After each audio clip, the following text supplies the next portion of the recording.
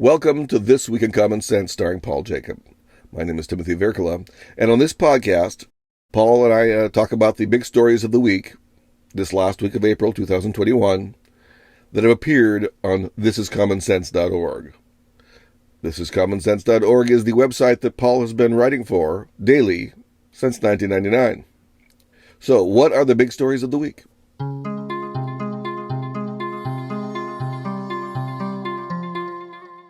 This week we started with a bit of silliness.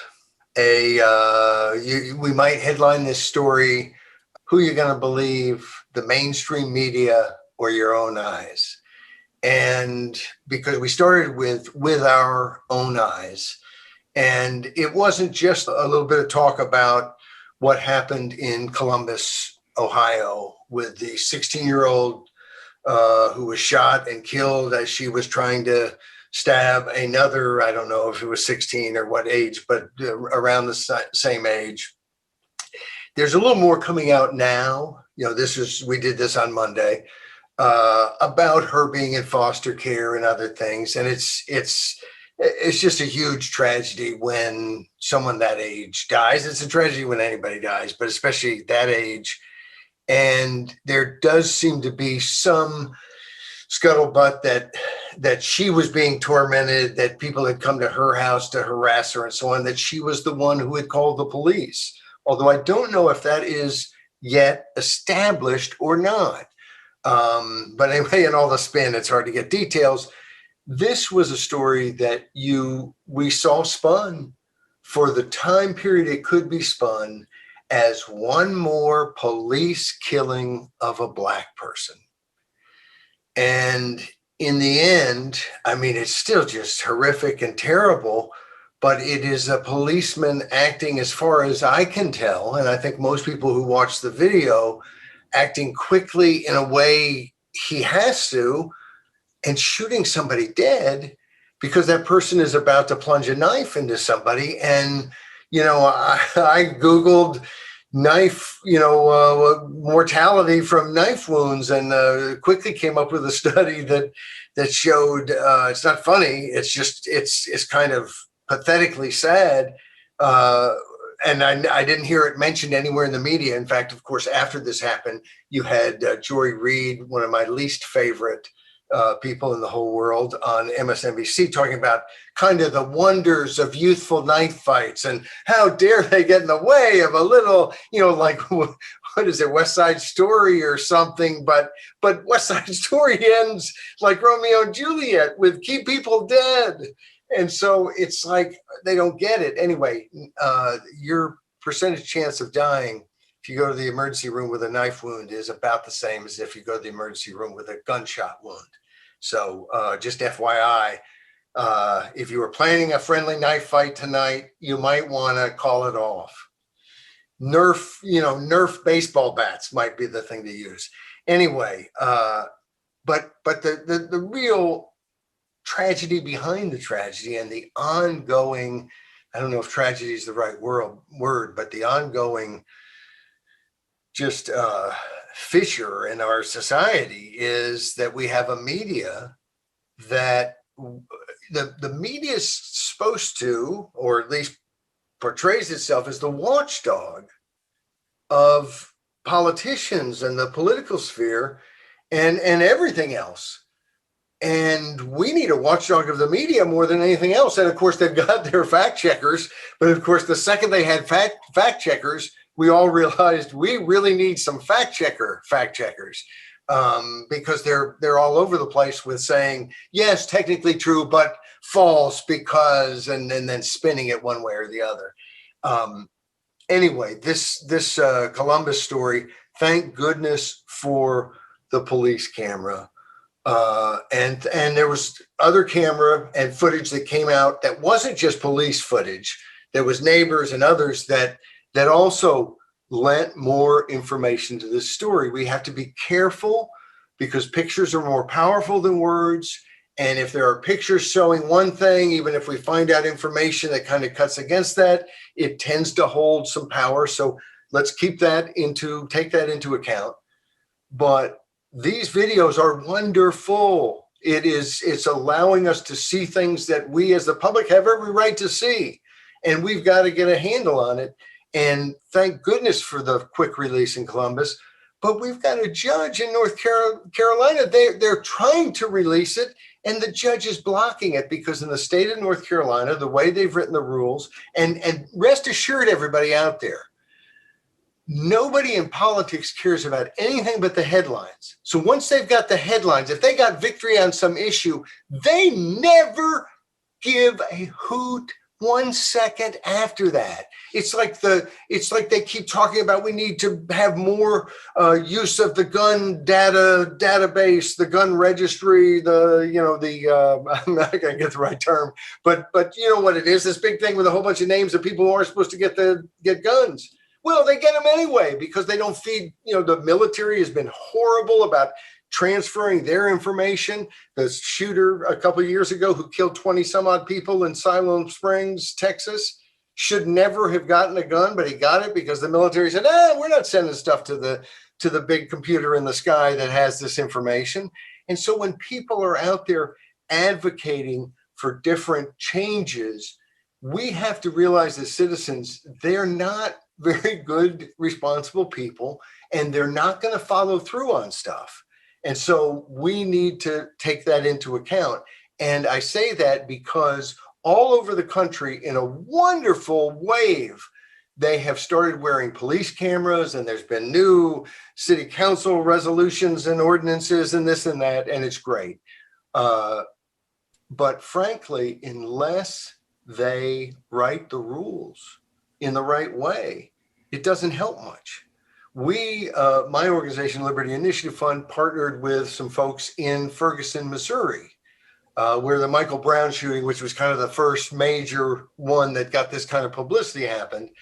And after that, not before that, after that, they had police cameras at the time of that shooting. They just weren't using them. So Michael Brown, there's that shooting. Turns out it looked, from the analysis that's been done by the FBI and different people, he was at fault. He was the aggressor. So it wasn't like some of these others, and they're all different. And please, everybody, let's realize they're all different, and not just pretend that, whatever our narrative is the way reality has to bend itself to. But after the Michael Brown shooting, they began to wear these, but they didn't have any real rules. They had one incident in which the police had body cameras on. Oh, it wasn't turned on. They had another incident in which they basically said, we refuse to release the video. Well, it doesn't do any good to the idea isn't to give the police another weapon that they can release it when it helps them, but not release it when it doesn't. And if the video, the other case in point in Monday's commentary with our own eyes at thisiscommonsense.org, the other one was from Elizabeth, North Carolina. And it was a drug dealer, a reputed drug dealer.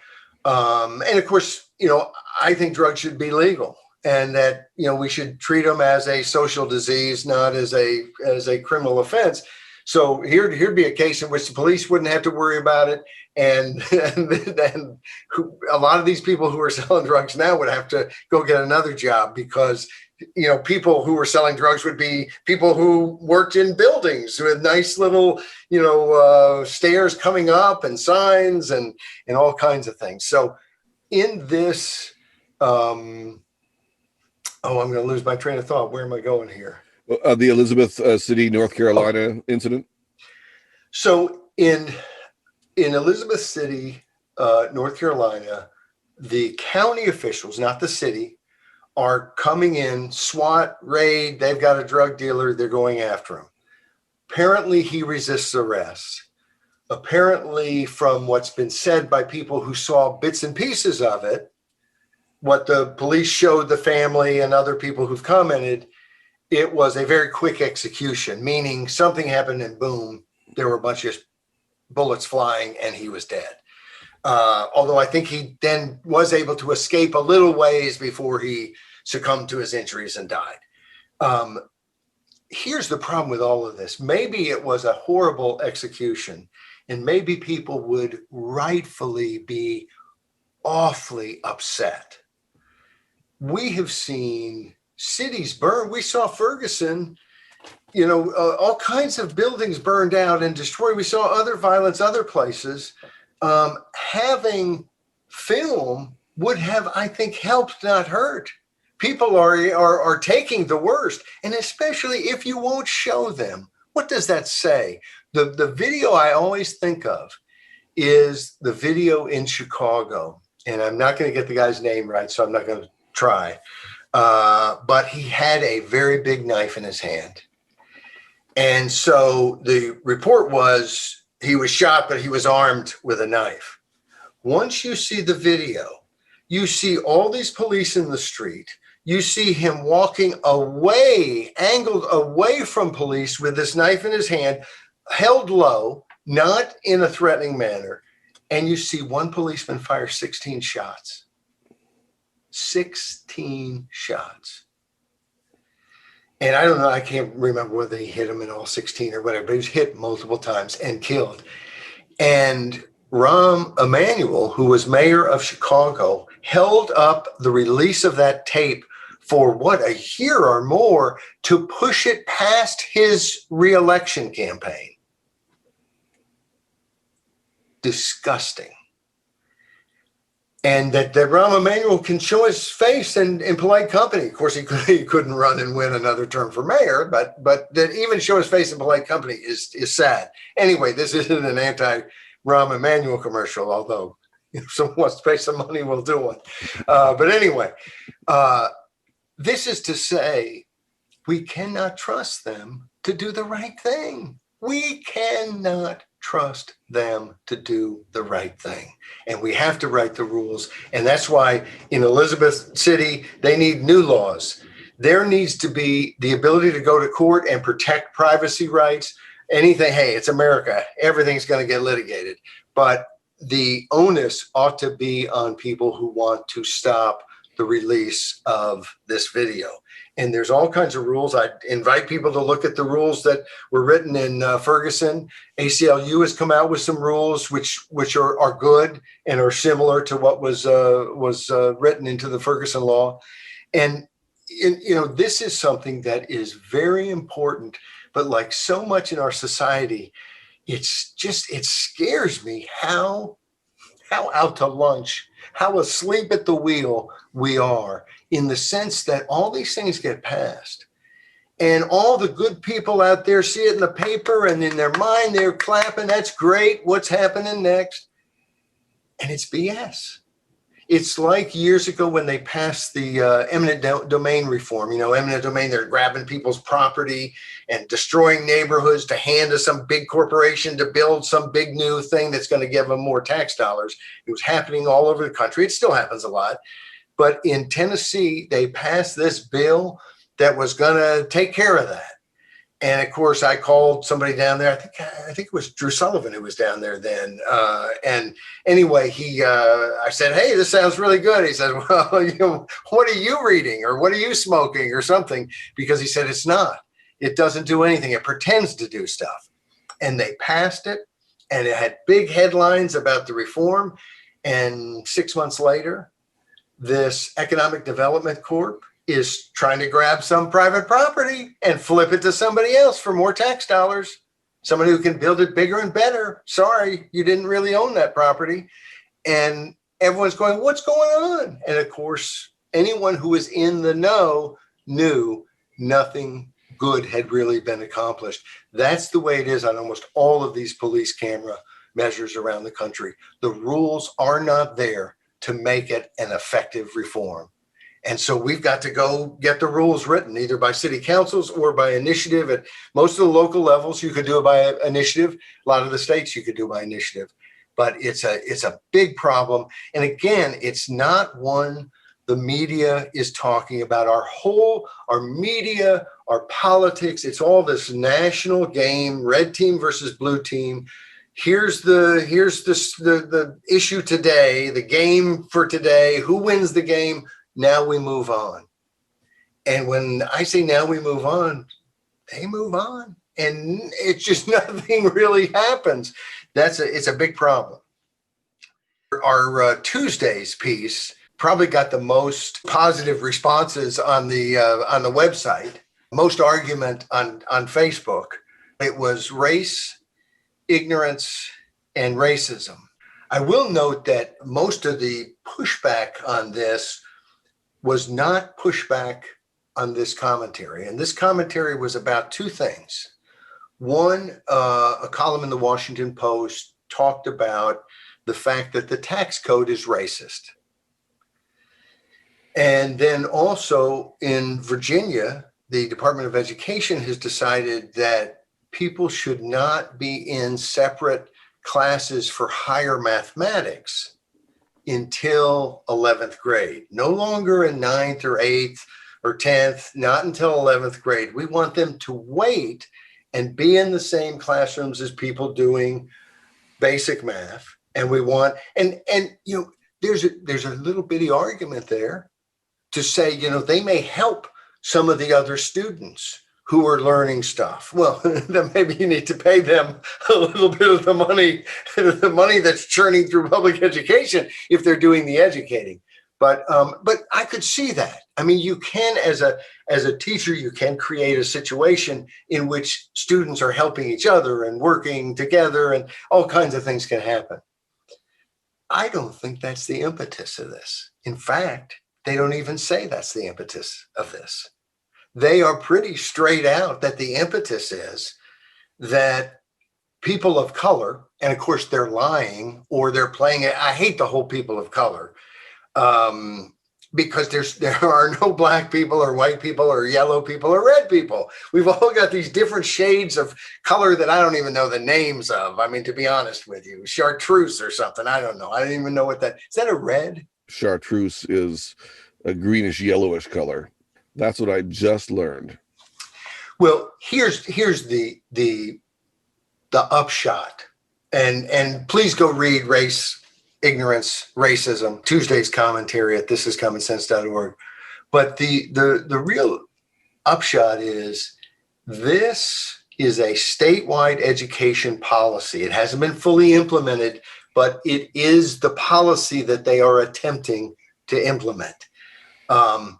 And it's designed to hold students back. It is designed to, in essence, stop your kid from learning too much math, too fast. And here's the kicker. It's designed to help no one. This isn't designed to help other kids learn math faster. This isn't designed to allow people to catch up. There's no effort here to say, in fact, there's all kinds of Black, white, Hispanic, Asian kids right now in these classes, in these advanced math classes. You're going to be holding them back. And maybe they'll let them continue, but no others. But come on, let's face it, whatever the numbers are. And of course, I think earlier I started to mention something about people of color and didn't get to the end of that. But of course, most of the places in these higher math, and in New York, I know, and here in Virginia and other places, Asian students are picking up. You know, they're doing something right. I think it might be that they have intact families, and they're just dominating a lot of these competitions.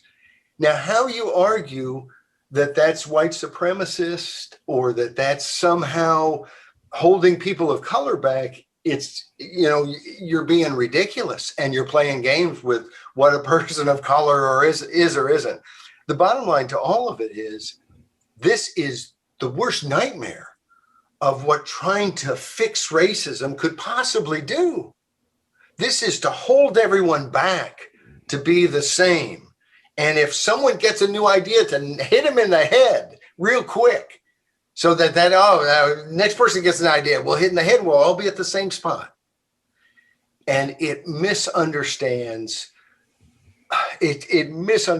what's out there in terms of opportunities that are not being blocked because of race. and now you're going to block them because of race and claim that we're stupider in the result because of racism. It's completely ridiculous. And so it just struck me, this story more than any other. And we closed with, so which is worse, that it's a human rights violation, which it clearly is, or that it's so incredibly stupid. This is stupid with not a twist of incompetence, but stupid with a twist of meanness, a twist of vindictiveness, of maliciousness. That's, look, there's one thing to be a bleeding heart liberal, to, a big government because government's going to save us all. This is something altogether different. This is government as big brother with a big stick. And let's check everybody's DNA and what footage we have from all the cameras in our society, and let's decide who's good or who's not good. And anyway, it's just scary, these types of stories. And a lot of times I read stuff and I'm scared, but I talk to other people who also see these as pretty scary stories. Are you scared, Tim? No, it's just too stupid to be scared of. I understand that. I haven't thought much of American public education since I was in American public education. So that it's getting worse is not a shock to me. But that it's getting stupider has a sort of aptness. And, you had a real stupid theme going on this week, because the next piece, De-colonize Our Music, from April 28th, was also about race, really. And it's also a really, really stupid story. Yes. That basically musical notation. And of course, you brought me this story. Music. I love music. And as a kid, I didn't want to be in the band. I didn't think it was cool enough or something. What an idiot I was. And so I never learned to play an instrument. I never learned any of musical notation. My kids one of the best things my wife and I ever did was to spend what for us was thousands and real money at the time to get an electric, like, piano organ thing when they were little, and got them piano lessons, and all of them know music and can do all these things that I can't do. And I'm very proud of that. And, but I love music, but I know nothing. I'm the Sergeant Schultz of modern music, of all time music. But what's interesting to me is, even though I can't do musical notation, it seems to me like a worthwhile thing that people be able to write stuff down and keep music and the whole. It's just an amazing, amazing thing to me. Maybe somewhat, from afar, but what's the argument? Like so much, what's the argument? Like Mondays, when we talked about the tax code, their argument was that in 3 areas, this is a tangent, 3 areas: in marriage, in retirement, and what was the third one?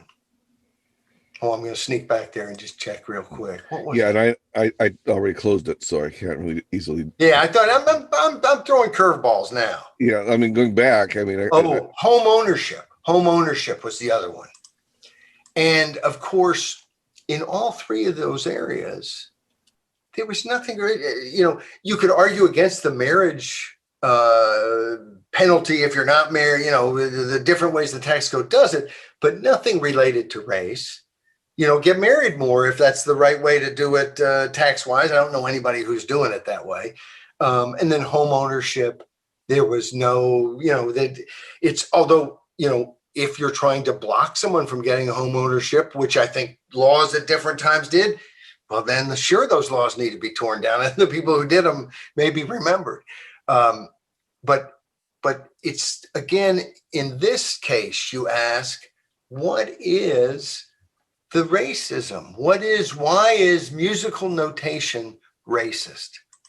And it's racist because it came about at a time in which there was slavery. Except there was very little slavery at that time. I mean, slavery was coming out of Europe at that time. Slavery was running wild in Africa and Asia at that time. And in other words, it's put up. Why is it racist? Because we've figured out this weird little connection to it's like anything that happened during hundreds of years of civilization is racist. Everything that happened in Asia and Africa, and because slavery has been around for a long time, a disgustingly long time in this world. It tells you something about how bad things can be and stay for a long period of time. It's what it tells me anyway. But we don't look at it that way. And then we try to make some ridiculous connection to slavery to say that musical notation is racist. And when you think about music, to me, it's a lot like sports. It is objective in the sense, it's totally subjective in the sense that, oh, I like that song, I don't like that song, and maybe you like the one, I didn't like it. But I can't ever remember thinking, well, I really like that music, but I don't like the person who's playing it, or I don't like their religion or their race or it was a way for Blacks to be very effective in our entertainment industry at that time. It's, jazz is a gift that America gave the world. And that came from the Black community, and blues and rock and roll. I mean, and all of this the beauty of music to me, as someone who knows nothing, is how connected it all is. And to me, that's a huge part of the beauty, that as I've gotten older, I can hear blues in country and rock and so on and so on. And I like that a lot. And I like I've always been one of these people who likes to make mixtapes back in the day. Now, you got Spotify and you got all these different things, and I'm an old timer. But back in the day, making mixtapes, you just realize there's a zillion different songs of a zillion different genres. So I love music, and I think it's been decolonized for a long time. Not sure it was ever colonized, thank goodness. I read a lot about this story and similar stories. I mean, this is going on all over music, classical music, especially. Classical music is being taken down as being white supremacist. I mean, they state that explicitly.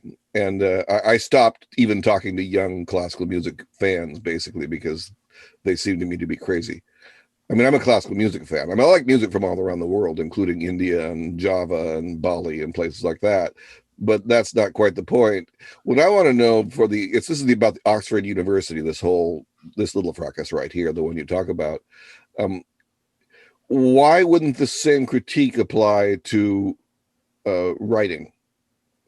Why isn't writing notation, that is word notation, also criticized as white supremacy? I mean, it was the Phoenicians who invented it. It wasn't invented in Africa. In Africa, Egyptian Africa, which wasn't sub-Saharan Africa, so that's racist right there. But there they had hieroglyphics, which is very different. We use alphabetic system. And why isn't that colonial? Why are we even talking? Why aren't we talking about getting rid of teaching reading and writing? Isn't that the same thing? It was invented during the slave period. The Phoenicians weren't free trade abolitionists. And next week we'll be writing the scripts about the move now to get rid of all language. We can just use hand signals, and part of I think the difference between revolutions that rip things up and don't solve things, and reforms that are maybe revolutionary but the revolutionary is contained in some sort of semblance of reality. If someone wants to remake society from top to bottom, it's never been done except by Mao, Pol Pot, Stalin, Hitler. That's how it. If you believe society is essentially corrupt and evil and needs to be totally remade, then you're talking about those sorts of whole political changes. And the only ones we've ever noticed, and correct me if I'm wrong, I'm not saying, geez, I've studied every second of history and among people and the universe. Maybe there's planet Zargon. They've done this constantly, but very peacefully. But I don't know of any case in which you're talking about remaking a people who are fundamentally flawed, and it doesn't just descend into obscenity. Now, we had an interesting comment, or maybe it wasn't interesting. I thought it was interesting. Tom Knapp, who often comments and often says something interesting, even if I don't agree, mentioned that the Beatles didn't read music. Does that change our opinion of anything? No, and I thought that was interesting because I think I had heard that, but it didn't change our mind about anything. And I thought it was there was someone else who had an interesting thing, just there, and I can't think of. Someone said what you had just said. That's why when you were saying that, I was thinking, don't give them any ideas. And I'm just channeling Not So Free, who commented, the person before that said, how long will it be before the alphabet is considered racist? Pat did. Okay. And then Not So Free came back and said, don't give them any ideas. So now this whole program, we're part of like the counter revolution or something where, anyway. No. Okay, I'd forgotten that somebody had said that. Well, that's a really good point. Whoever said that, that's a really great point, because I just said it at length. No, it's that sort of thing that it's. I'm not in favor of. I think if this modern society has to be remade 99%, there's going to be a lot of ugly bloodshed in doing it, and especially when we think about so much to do with with all of the commentary so far, race, police activity, fundamental rights. It's the public is at the right place. The public did not think that the January 6th riot at the Capitol was a good thing. They were just overwhelmingly against it. They didn't think the riots all summer were good. They were overwhelmingly against them. They don't think police shooting people is good. Overwhelmingly against it, and overwhelmingly in favor of all kinds of listed reforms that they would vote for if the people in power would put those on the ballot or would pass those. They would applaud. And yet we're being ripped apart when we are pretty much left, right, in between. The American public is all for criminal justice reform. Yeah, I should mention that you were making that great point about making the world over. There's a great essay from William Graham Sumner from 1894 called "The Absurd Effort to Make the World Over," and it's available online. In fact, Wikisource, which is the Wikipedia people, they have a free copy. So if you just want to read that, it's a good piece. And you're right, it's not broad segments of the public that are pushing absurdities, right? This is one segment of the public generally that's pushing it right now. I want to share something. I want to share a screen. I'm not sure it's a segment of the public. No, right. That's what I'm saying. It's the media. Yeah, right. Certain activists from the college grads and who've gone through weird programs that are stupid and are tax subsidized and wouldn't exist in a free market, frankly. But here's my favorite meme of the week, which goes back to our first piece, I think. Can you see it? Or can you Yes, see? yes, I have seen that. I have that. Yeah. I've seen that. I like that a lot. So it's a progress between the first idea is only cops should have guns. Okay, that's a pretty we'll have to consider that.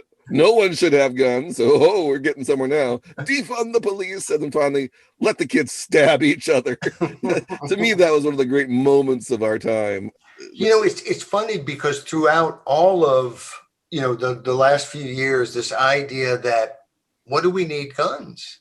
The police have guns; they'll protect everybody.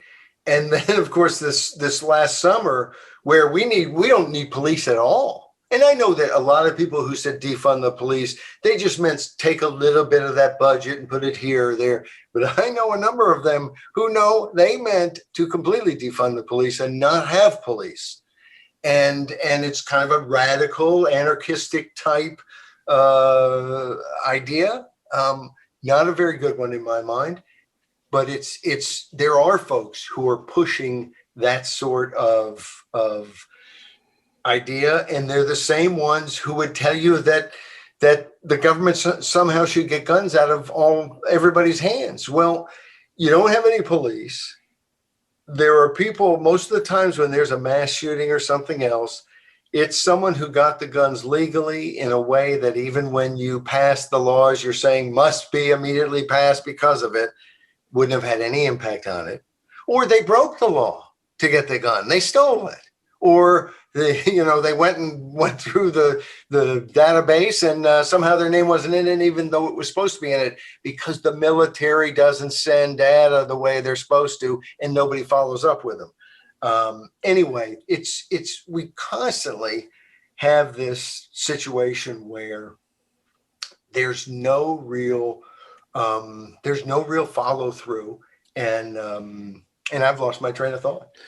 One of the arguments for getting rid of police, and I'm not against, I want a lot of police reform. In fact, I'm willing to consider quite radical ones, but I want police because I want somebody with guns around to protect people or at least clean up messes. Okay. Well, and let's face it, there's going to be police.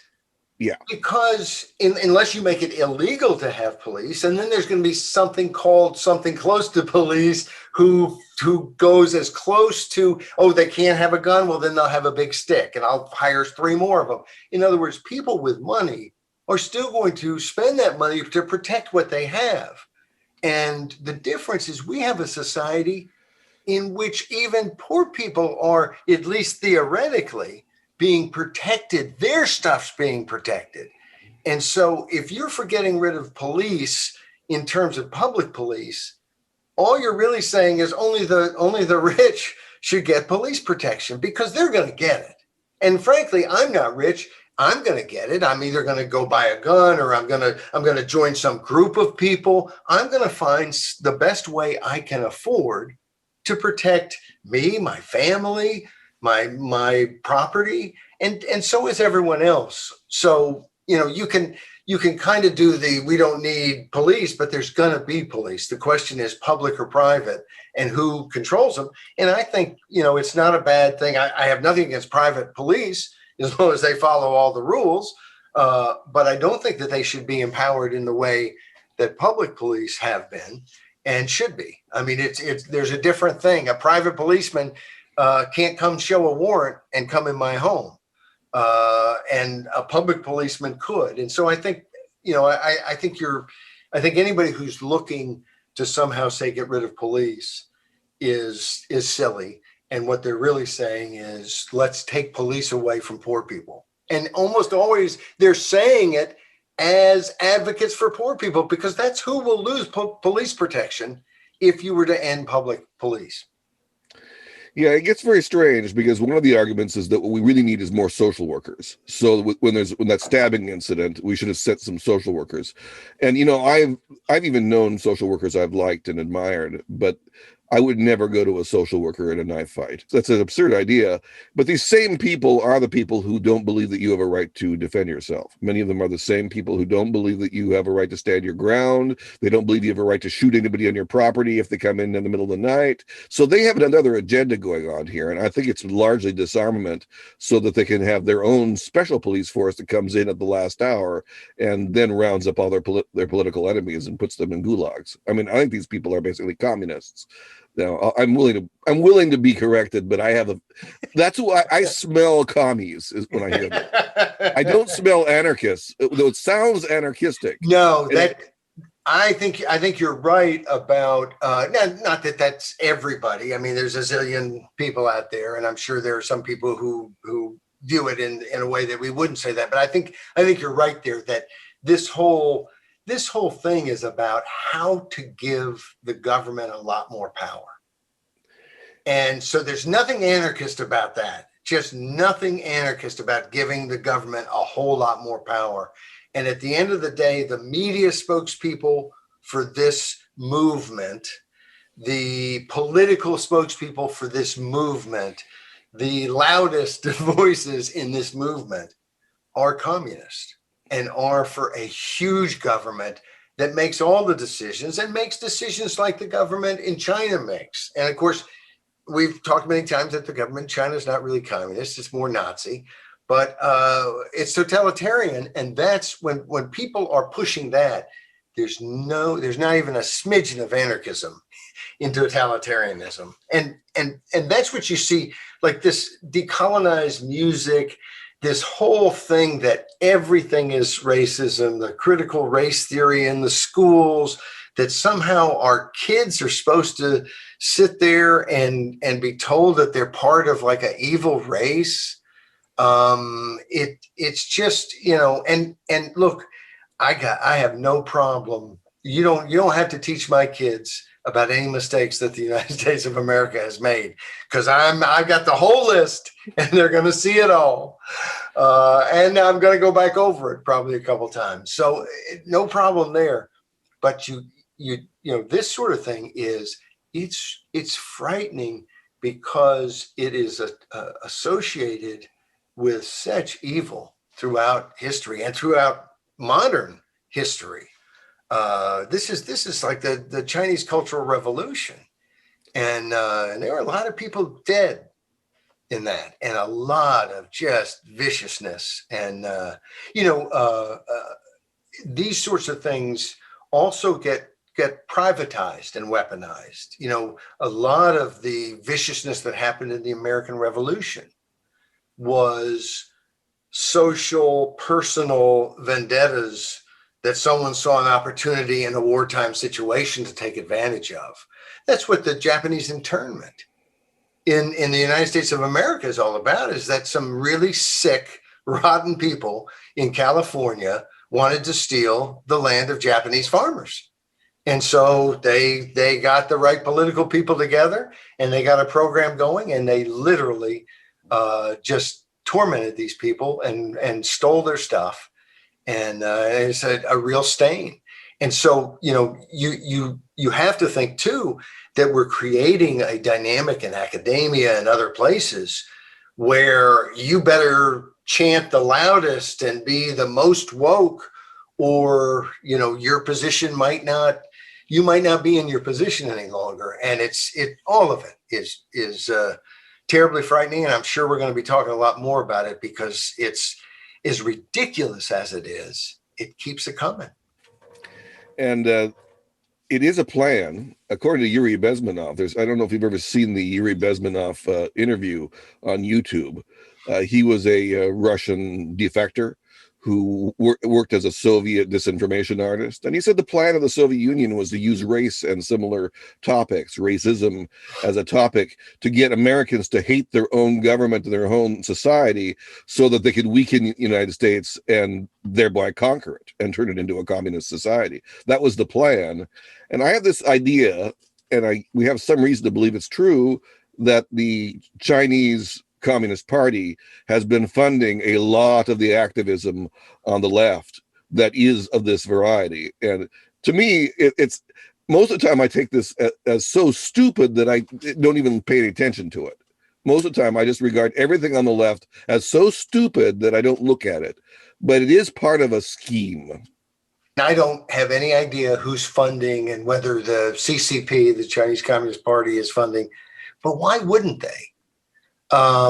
In essence, and why wouldn't this be a great move for any adversary to play up as big as possible? And especially, I find it interesting because this week I saw a video where, and we did something on him. I'm not going to get his name right because it's a bunch of letters put together, and I had to practice it just when we were doing the thing to get his name right. But it's a YouTuber. He's not doing it anymore. He's English, but he lived in Taiwan for a while. And we did a commentary off of, I believe it was called something Trump, but it was about Trump. I know that's absolutely of no help, but anyway, but it's a YouTuber, and he has this YouTube trying to explain to people in the West what the Chinese regime is all about. And he points out that it is an ethno state, that it is Han Chinese wanting to be supremacists. We're supreme. We're, and what they're doing in Xinjiang and what they're doing in Hong Kong and what they'll do anywhere else they can do it is all feeding that idea. And so, of course, knowing that we have this kind of Pluralistic? I can't say it now. I've said that word before. I know I have. But any pluralism, there you go. But of course they would play into something like this. And I mean, it just makes sense. And maybe they haven't. I'm not leveling any charge saying I have any evidence, but it would make perfect sense. If I were advising the Chinese and I didn't like America, I would say, hey, yes, this is the best place to play ball and to create as much friction as possible.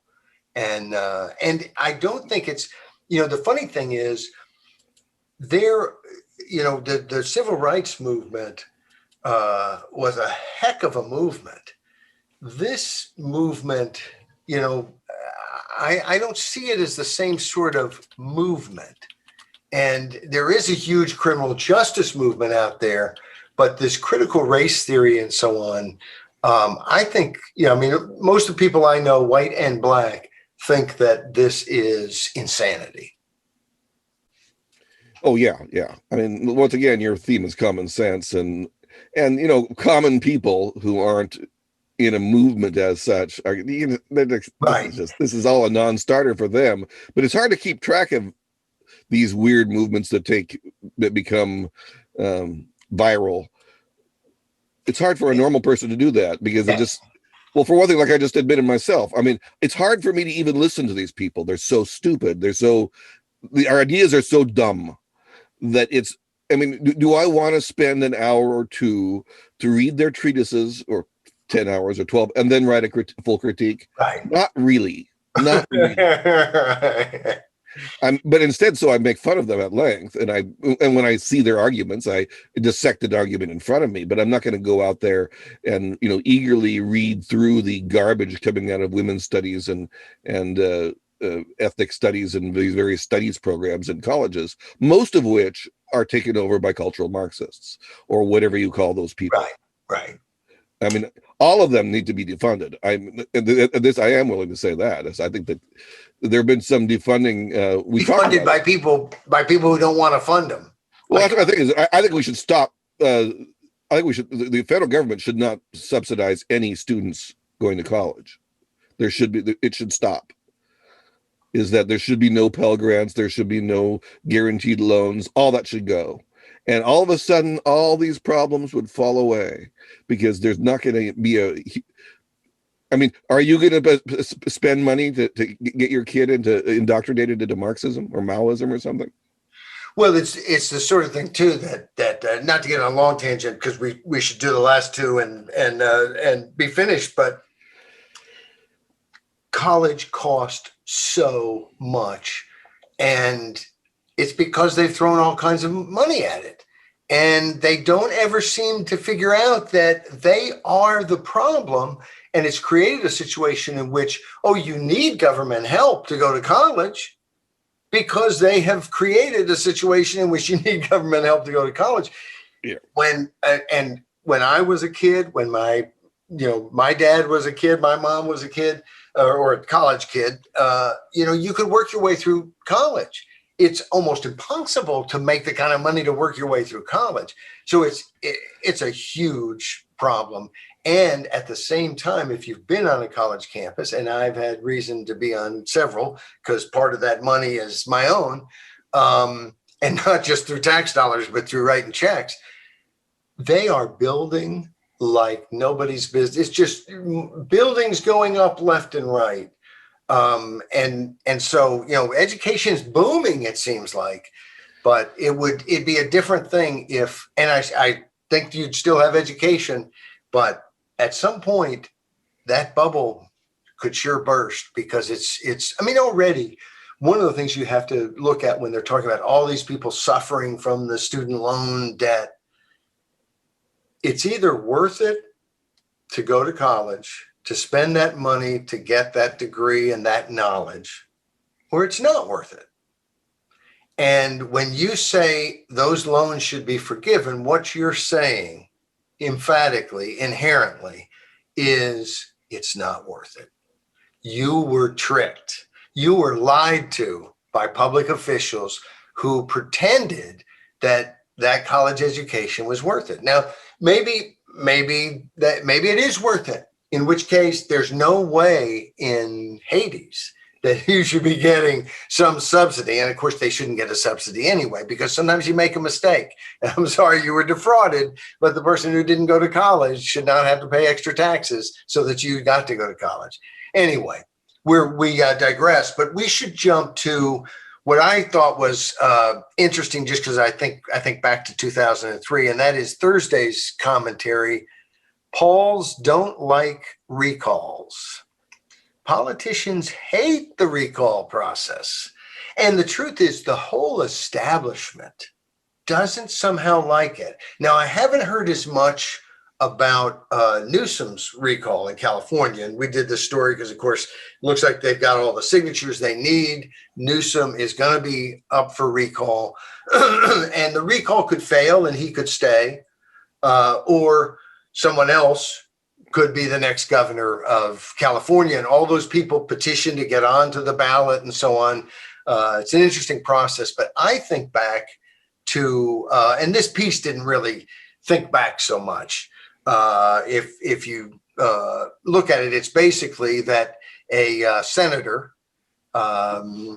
Josh Newman, whose name is close to Newsom, but State Senator Josh Newman, put a bill up to basically say that they get to see the names of all the people who signed the petition for a recall. And in California, and I think this is the way it should be, although other places it's not, but in California, you don't get to see the names of the people who signed the recall or who signed other initiatives. They check you can go in and watch the state check the signatures, but those people's names are not public.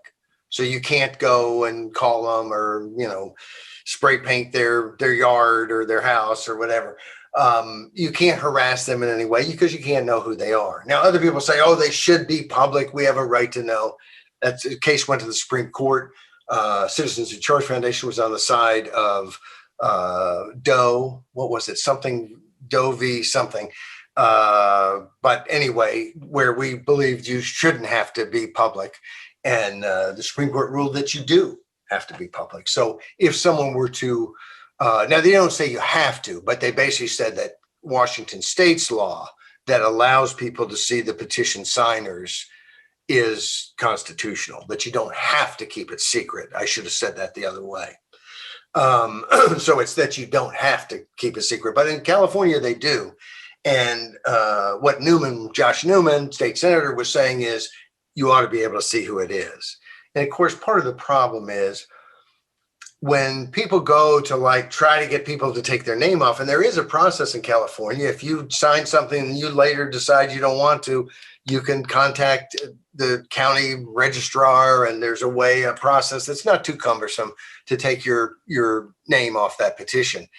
But the idea of people turning in a petition and then having swarms, knocking doors and, demanding, did you mean to sign this petition? I know in past cases where folks have hired former FBI agents to go door to door and to just kind of let slip that, oh yes, I'm former FBI agent Johnson, and and it's very intimidating. So anyway, what happened is this guy caught a lot of flack, Mr. Newman, and interestingly enough, he was recalled in 2018. So of course he has a dog in this fight. He's been the subject of a recall. The recall was successful. He was knocked out of office. Then he came back and won in 2020. So interesting little history behind the legislation. That doesn't happen often, does it? Somebody recalled and then gets back in office? No, it doesn't. And it's interesting. There's what happens more often is that someone survives the recall narrowly and then gets defeated in the next election. That the recall doesn't take them out, but it so weakens them that they lose the next election. That happens a lot. To lose the recall and then come back. But of course, it may have been that, it's a swing area, and, maybe it made the difference be higher turnout in 2020 than 2018. So the recall, it may have been a district that if you got the higher turnout, it flips from, Republican to Democrat or what have you. I have a question. I think people are very concerned and confused. California's recall is not, there's something to do with an election immediate attendant. How does that work? How does it work in California? And I could be wrong about this. And I didn't kind of relook at the process, but a lot of places, you would be up recall or not recall. And then if you're recalled, they have a new election for that office. In California, I believe the way, and I could be wrong on some element of this, but it's basically how it's done. The governor is up, and so are all the other candidates. If the governor gets less than 50%, then, and it may be that the governor has to be defeated. Someone has to get a higher plurality than the governor, but they're all together. And in essence, you have to beat the governor. Now, I could be wrong about that because somehow I did think that there was a 2-question. Maybe it's a 1-question, recall, don't recall. That's it. I stand corrected. I hadn't thought about this much since, Schwarzenegger was the big deal with Gray Davis. And that was such a huge, that was the news of the country, was the recall of Gray Davis, because he seemed so strong, and then all of a sudden, boom. And same with Newsom here, I think, in many ways. But in that recall, it was kind of looked pretty obvious that Gray Davis would lose the recall, but who would replace him? And the reason it's weird is the governor goes on the ballot. For instance, it's possible that you could have back then recalled Gray Davis, and yet Gray Davis gets elected in the recall election because it's a 2-step up or down recall. And then same thing could happen with Newsom. And maybe more likely with Newsom, that he gets recalled, but then his name is on the ballot to fill that office. And that because there's not a Schwarzenegger or somebody who really catches fire, he ends up getting the plurality of votes. So, it seems like a recall should be that guy's out immediately. Yes, you would think that if he loses that recall, that he's not on the ballot and has a chance to be the next governor. Yeah, I just don't like that. That was my memory. There's something weird about the California system that it didn't suit well. Well, I will now this weekend have to go back and read through exactly what all those rules are and so on. But it is somewhat unique. And there's only 2 governors in U.S. history who've been recalled. The communist governor of North Dakota in the 1920s, the communist governor, and and Gray Davis, the communist governor of California in the 1990s or the 2000 aughts, 2003, I guess that was, or is that right? Yes, it's 2003. But anyway, those are the only two in history. And there was a wave of recalls back in the late 90s and the early 2000s. Miami mayor recalled. I think that recall got 90 something percent of the vote. And there are other recalls where the recall is somebody's mad at the mayor, but the mayor beats the recall and stays and is ever more popular. But for the most part, most of the people being recalled get recalled and deserve it. That's been my experience. Well, that leaves us only one more commentary for the week: the cat's pajamas. Notice where the apostrophe is after the S, so it's many cats with many pajamas. Well, this is a little different than our usual commentary, just because it came out of a conversation you and I had, not talking about politics really so much, about just talking to social media, and me making the point that, boy, I wish that, in addition to the social media, big tech companies mining our data for everything they can get, I wish they'd let us mine it.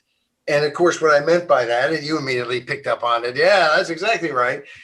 What we mean is that we have all kinds of conversations, not just what we've said, but what other people have said, that might matter, that we might want to go back and check, and photos and, and not just the cats, but, other photos and other articles that were important that maybe, and for me, a lot of times I might post an article that I'm going to do a commentary on. I post on my personal page and then maybe post another article along those same lines. And only one of them really makes it into the commentary. But the other one, I think, well, I'll someday write a follow-up, and that I need to remember to make that point. It sure would be nice if I could pull all that stuff up as if Facebook was a database designed to help me post and keep and find and use my stuff. And it occurs to me that that's not really their intention, and that it should be. They do have lots of tools, but they're hard to use. That's the thing that bugs me. And I mean, you've tried, and we obviously, there are tools to search, and there are complicated ones, but there are many things. In fact, throughout the whole search industry, I don't see very often. Like, it'd be nice to have little features like, I want this and this, but not this.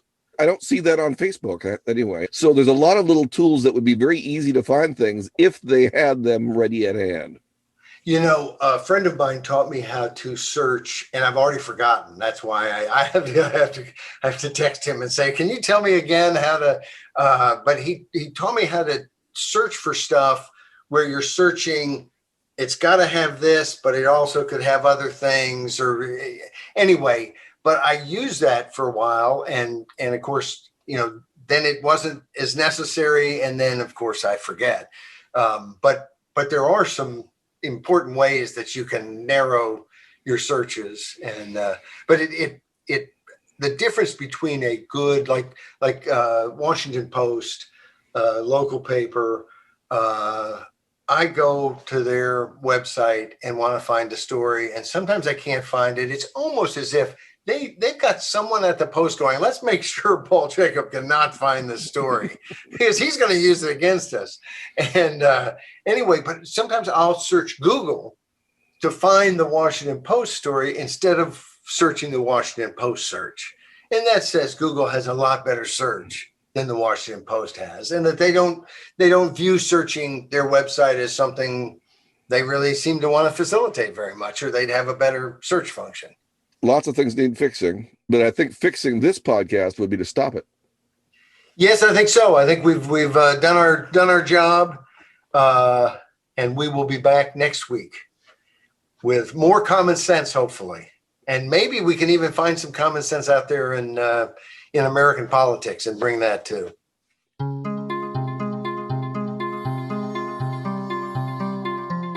You can find This Week in Common Sense, as well as all of Paul's writings, at thisiscommonsense.org.